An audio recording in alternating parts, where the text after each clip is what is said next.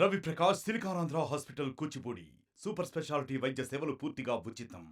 ఎగువన కురుస్తున్న భారీ వర్షాలకు గోదావరికి భారీగా వరద నీరు వచ్చి చేరింది. ప్రస్తుతం మనం పశ్చిమ గోదావరి జిల్లా ఆచంట మండలం పెదమల్లం అనే గ్రామంలో ఉన్నాం. ఇక్కడ చూసుకోవచ్చు పూర్తి స్థాయిలో కూడా దాదాపు వరద ప్రవాహం అనేది చాలా ఎక్కువగా ఫ్లో అనేది ఎక్కువగా ఉందని చెప్పాలి. ప్రస్తుతానికైతే రెండవ ప్రమాద హెచ్చరిక అనేది నడుస్తుంది. ఇక్కడైతే గోదావరి నది పరివాహక ప్రాంతాల్లో అనేక లంక గ్రామాలు ఇప్పటికే వాటర్ అనేది వరద ప్రవాహం అనేది చేరింది. అంతేకాకుండా రెండో ప్రమాద హెచ్చరిక నడవడంతో ఇప్పటికే అధికారులు అందరూ కూడా లంక గ్రామాలకు వెళ్ళి అక్కడ లంక గ్రామాల ప్రజలను అయితే పునరావాస కేంద్రాలకు తరలించే ఏర్పాట్లు కూడా చేస్తున్నారు. ఎందుకంటే ఒకవేళ వరద ఉధృతి అనేది పెరిగితే కనుక వారిని వేరే చోటికి తరలించే ఏర్పాట్లు కూడా చేస్తున్నారు. ప్రస్తుతం అయితే గోదావరికి వరద అనేది నిలకడగానే ఉన్నప్పటికీ కూడా ఒకవేళ ఏమైనా ఎగువ నుంచి మరికొంత వరద ప్రవాహం అనేది వస్తే కనుక భారీగా నష్టం వాటిల్లే అవకాశం ఉంది. కాబట్టి ముందుగానే లంక గ్రామాల ప్రజలను పునరావాస కేంద్రాలకు తరలించే ఏర్పాట్లు కూడా చేస్తున్నారు. అంతేకాకుండా లంక గ్రామాల ప్రజలకు బయటికి రాని పరిస్థితి ఉంది కాబట్టి అధికారులు అక్కడికి వెళ్ళే వారికి నిత్యావసర సరుకులతో పాటు ఇతరత్ర వస్తువులను కూడా అందిస్తున్నారు. మనం పశ్చిమ గోదావరి జిల్లా స్థానికంగా ఇక్కడ ఉన్న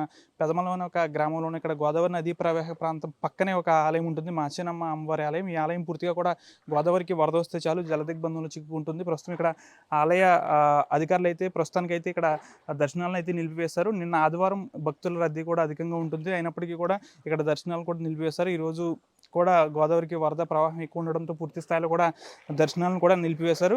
ఆలయం లోపల అమ్మవారు భూమి లోపలికి ఉండడంతో ఎప్పటికప్పుడు వరద నీరు అనేది ఊరిపోతూ ఉంటుంది. ఇక్కడ అదొక విశేషమనే చెప్పాలి. పూర్తిగా కూడా ఆలయం లోపలికి అయితే దర్శనాలను పూర్తిగా నిలిపివేశారు.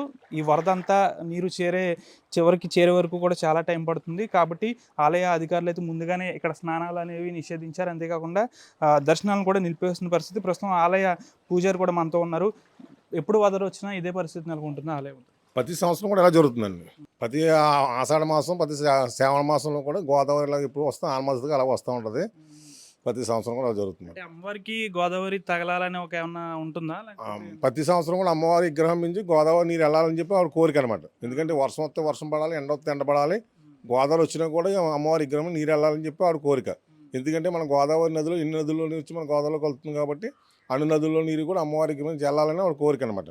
అంటే ప్రతి ఏడాది కామన్ ఇది, ప్రతి సంవత్సరం కూడా ఇలా కామన్ అనమాట.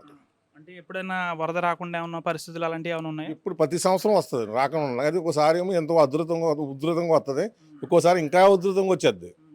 ఇప్పుడు ఇంకా తక్కువే. అంటే అమ్మవారు భూమిలో ఉంటారు కాబట్టి వరద నీరు అనేది ముందుగానే వచ్చేస్తుంది. అమ్మవారు భూగర్భంలో ఉంటుంది కాబట్టి వరద నీరు అనేది ముందు చుట్టూ నీరు వచ్చేది, భూగర్భంలో కొన్ని రోజుల కింద వరుతుంది, పైనుంచి వెళ్ళకపోయిన తర్వాత ఇంక పోటింగ్ ఎక్కువ అయిపోయిన తర్వాత మళ్ళీ ఎక్కువగా అమ్మవారు గుడి పైనుంచి వెళ్ళిపోతుంది అన్నమాట. ఎప్పటి వరకు భక్తులకి దర్శనాలు అనేది నిలిపివేశారు? నిన్న ఆదివారం సాయంత్రం 6 గంటల వరకు అమ్మవారు దర్శనం జరుగుతుంది. తర్వాత ఇవాళ పొద్దు నుంచే నిలిపేసేసాం. అంటే ఎప్పటికి ప్రారంభిస్తారు? అంటే వాటర్ అనేది పూర్తిగా వెళ్ళాలా? ఈ వాటర్ ఇప్పుడే లావుతుందండి, మధ్యాహ్నం వాటర్ లావుతుంది.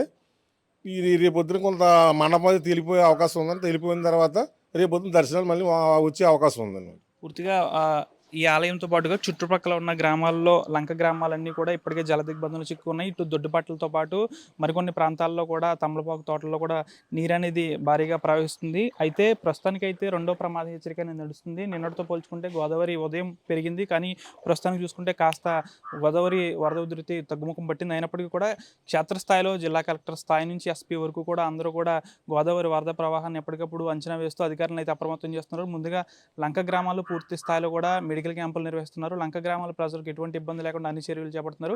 పూర్తిగా కూడా వరద ప్రవాహం తగ్గే వరకు కూడా అధికారులందరికీ కూడా అన్ని సూచనలు సలహాలు చేశారు. ఎవరు కూడా లీవులు పెట్టొద్దని కూడా చెప్పిన పరిస్థితి నెలకొంది. పూర్తి స్థాయిలో కూడా లంక గ్రామాల్లో వాటర్ అనేది వెళ్ళిన తర్వాత పూర్తిగా సాధారణ పరిస్థితులు నెలకొన్న తర్వాతే అధికారులందరూ తమ సాధారణ విధులకు చేరాలి. అప్పటి వరకు కూడా లంక గ్రామాలతో పాటు ఎక్కడైతే డ్యూటీలు వేస్తారో అన్ని చోట్ల కూడా వారు సక్రమంగా డ్యూటీలు నిర్వర్తించాల్సి ఉంటుందని కూడా ఉన్నతాధికారులు చెప్తున్న పరిస్థితి. వీడియో జర్నలిస్ట్ శేఖర్తో మన ఆర్టీ పశ్చిమ గోదావరి నుంచి. మరిన్ని వీడియోస్ కోసం ఛానల్ సబ్స్క్రైబ్ చేయండి, లేటెస్ట్ అప్డేట్స్ కోసం వాట్సాప్ ఛానల్ ఫాలో చేయండి అండ్ లింక్ డిస్క్రిప్షన్ లో ఉంది.